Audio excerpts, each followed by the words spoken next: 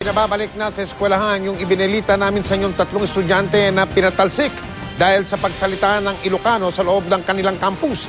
Pero dahil sa na-trauma na yung tatlong bata, desidido na ang kanilang mga magulang na ilipat na lang sila sa ibang eskwelahan. Nakatutok si Sandra Aguinaldo. Nagharap na ang pamunuan ng Saviors Christian Academy at mga magulang ng tatlong estudyanteng na-kick out dahil sa pagsasalita umano ng Ilocano sa loob ng campus. Payag na ang eskwelahan na bumalik ang mga estudyante.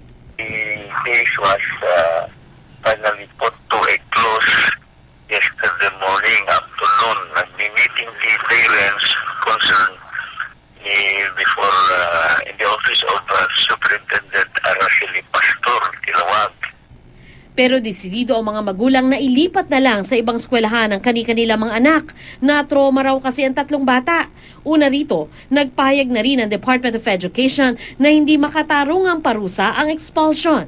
Pag bibigay ng parusa na expulsion sa kahit sinong mag-aaral dahil po sa paglabag ng English-speaking policy, ay hindi po natin pinapahintulot o hindi po pinapahintulot ng kagawaran. Yan po ay bawal.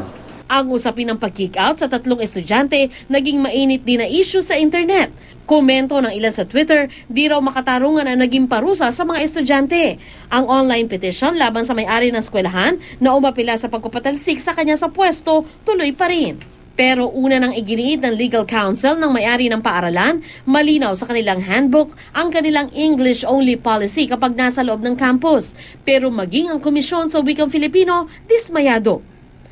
Sa ilalim ng bilingual policy ng edukasyon na hindi naman binabawi pa,